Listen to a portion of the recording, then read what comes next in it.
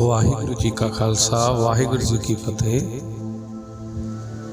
आओ जी गुरु प्यारे जी, आज आप जी दे नाल जपजी साहिब जी की तीसरी पौड़ी की दूसरी पंक्ति की विचार साझी करिए जी। धन गुरु नानक साहब महाराज इस पंक्ति दे विच फरमांदे हन, गावे को दात जाने निशान। इस तो पिछली पंक्ति च धन गुरु नानक साहब महाराज ने जो सिद्धा ने प्रश्न किया सीगा कि इस प्रभु परमात्मा का जिद्दां इतना वड्डा हुक्म जिहड़ा है वो सृष्टि के अंदर चल रहा है और सारे जी जिहड़े हन उस प्रभु परमात्मा के हुक्म के अंदर हन, तां सुभावक है कि ऐसे परमात्मा का बल भी जो है वो बहुत ज़्यादा होएगा, क्योंकि बल जिन्ना ज़्यादा होएगा हुक्म उन्ना ज़्यादा चलेगा। या असी ये कह सकते हाँ हुक्म उसी का चलता है जिदा बल होए।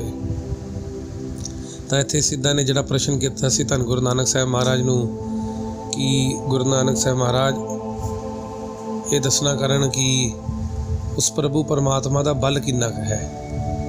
तो पहली पंक्ति की विचार विच धन गुरु नानक साहब महाराज ने सानूं सोझी दिती है कि उस प्रभु परमात्मा का जो ताण है, जिहड़ा बल है, वो कौन गा सकता है।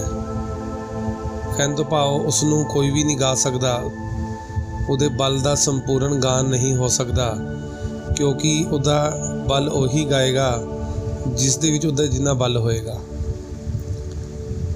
तां किसी विच भी परमात्मा जिन्ना बल नहीं है, परमात्मा दे जिन्ना बल नहीं है, तो कोई भी परमात्मा दे बल नूं संपूर्ण नहीं गा सकता।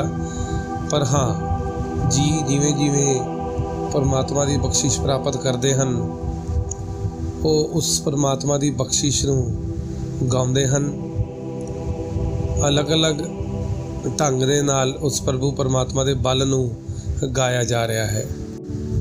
इस पंक्ति च धन गुरु नानक साहब महाराज फरमाते हैं, गावे को दात जाने निशान। कई उस प्रभु परमात्मा नूं इस तरह गा रहे हैं, उसकी दात नूं, उसकी बख्शिश नूं उहदा निशान समझ के उहदे बल का जो गायन है वो हो रहा है। भाव कि जे असीं इसनूं थोड़ा समझण की कोशिश करिए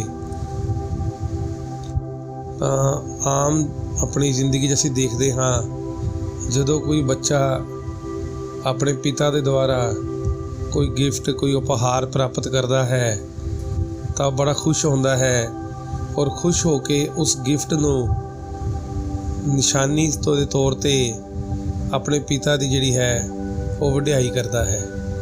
वो अपने दोस्तों नूं मित्रां नूं कहंदा फिरदा है कि आ जिहड़ा गिफ्ट है ये मेरे पिता की निशानी है, मेरे पिता ने दिता है।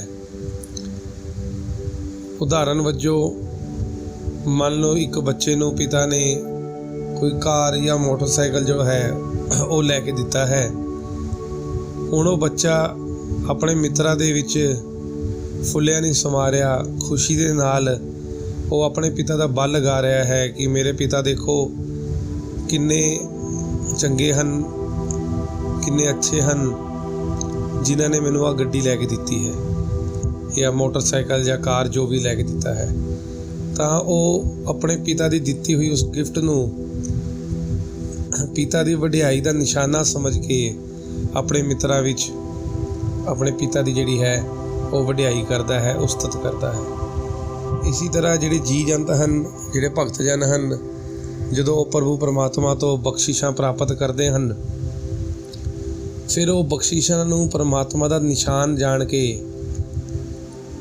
उस परमात्मा के गुण गायन करते हैं।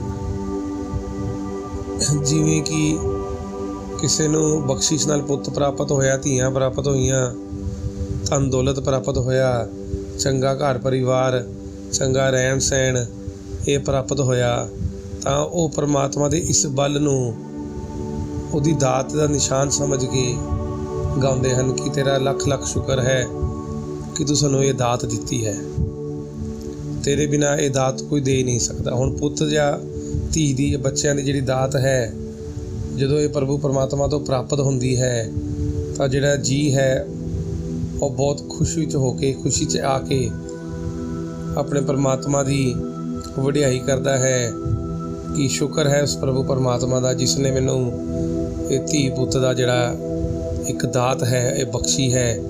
ਅਤੇ ਉਹ ਇਸ ਧੀ ਪੁੱਤ ਨੂੰ ਆਪਣੇ ਪਰਮਾਤਮਾ ਦਾ ਇੱਕ ਨਿਸ਼ਾਨ ਦਾਤ ਸਮਝ ਕੇ ਪਰਮਾਤਮਾ ਦੀ ਵਡਿਆਈ ਦਾ ਬਲ ਗਾਉਂਦਾ ਹੈ।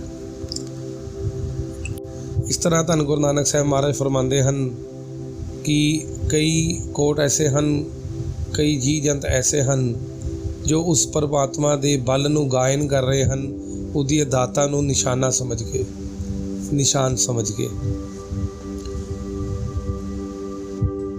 ਗਾਵੇ ਕੋ ਦਾਤ ਜਾਣੇ ਨਿਸ਼ਾਨ, ਕਈ ਗਾ ਰਹੇ ਹਨ ਉਸ ਦੀ ਦਾਤ ਨੂੰ ਕੀ ਜਾਣ ਕੇ, ਨਿਸ਼ਾਨ ਜਾਣ ਕੇ ਕਿ ਇਹ ਸਾਡੇ ਪ੍ਰਭੂ ਪਰਮਾਤਮਾ ਦਾ ਨਿਸ਼ਾਨ ਹੈ। ਜਿਸ ਤਰ੍ਹਾਂ ਕਿ ਮੈਂ ਆਪ ਜੀ ਨਾਲ ਹੁਣੀ ਗੱਲ ਸਾਂਝੀ ਕੀਤੀ ਹੈ ਕਿ ਬੱਚਾ ਆਪਣੇ ਪਿਤਾ ਦੇ ਦੁਆਰਾ ਜਦੋਂ ਗਿਫਟ ਜਾਂ ਕੋਈ ਉਪਹਾਰ ਪ੍ਰਾਪਤ ਕਰਦਾ ਹੈ ਤਾਂ ਉਹ ਆਪਣੇ ਪਿਤਾ ਦੇ ਗੁਣ ਗਾਇਨ ਕਰਦਾ ਹੈ ਅਤੇ ਆਪਣੇ ਮਿੱਤਰਾਂ ਨੂੰ ਉਸ ਉਪਹਾਰ ਨੂੰ ਦਿਖਾ ਕੇ ਕਹਿੰਦਾ ਹੈ, ਦੇਖੋ ਮੇਰੇ ਪਿਤਾ ਕਿੰਨੇ ਚੰਗੇ ਹਨ, ਉਹਨਾਂ ਨੇ ਮੈਨੂੰ ਆਹ ਜਿਹੜਾ ਚੀਜ਼ ਹੈ, ਆਹ ਜਿਹੜਾ ਨਿਸ਼ਾਨ ਹੈ ਆਹ ਦਿੱਤਾ ਹੈ। ਬਸ ਇਸੇ ਤਰ੍ਹਾਂ ਜੀਵ ਜੰਤੂ ਵੀ ਪ੍ਰਭੂ ਪਰਮਾਤਮਾ ਦੇ ਗੁਣ ਗਾਇਨ ਗਾ ਰਹੇ ਹਨ, ਉਹਦੇ ਬਲ ਨੂੰ ਉਹਦੀਆਂ ਦਾਤਾਂ ਦੇ ਦੁਆਰਾ ਨਿਤ ਗਾਇਆ ਜਾ ਰਿਹਾ ਹੈ। ਗੁਰੂ ਪਿਆਰਿਓ, ਇਸੇ ਤਰ੍ਹਾਂ ਅਸੀਂ ਅਗਲੀ ਵੀਡੀਓ 'ਚ ਦੇਖਾਂਗੇ ਕਿ ਉਸ ਪ੍ਰਭੂ ਪਰਮਾਤਮਾ ਦੇ ਬਲ ਨੂੰ ਹੋਰ ਕਿਸ ਢੰਗ ਨਾਲ ਜੋ ਹੈ ਉਹ ਗਾਇਆ ਜਾ ਰਿਹਾ ਹੈ। ਅਗਲੀ ਪੰਕਤੀ ਦੇ ਵਿਚਾਰ ਵਿੱਚ ਅਸੀਂ ਦੇਖਾਂਗੇ ਕਿ ਉਸ ਪ੍ਰਭੂ ਪਰਮਾਤਮਾ ਦੀ ਵਡਿਆਈ ਦਾ ਗਾਇਨ ਕੀਤਾ ਜਾ ਰਿਹਾ ਹੈ ਅਤੇ ਕਈ ਜੀਅ ਹਨ ਜਿਹੜੇ ਉਸ ਦੀ ਵਡਿਆਈ ਦਾ ਗਾਇਨ ਕਰਕੇ ਉਹਦੇ ਬਲ ਨੂੰ ਗਾ ਰਹੇ ਹਨ। ਅਗਲੀ ਵੀਡੀਓ ਆਪ ਜੀ ਨਾਲ ਜਲਦੀ ਸਾਂਝੀ ਕੀਤੀ ਜਾਏਗੀ ਜੀ। ਤਦ ਤੱਕ ਫਤਿਹ ਪ੍ਰਵਾਨ ਕਰਨਾ ਜੀ। ਵਾਹਿਗੁਰੂ ਜੀ ਕਾ ਖਾਲਸਾ, ਵਾਹਿਗੁਰੂ ਜੀ ਕੀ ਫਤਿਹ।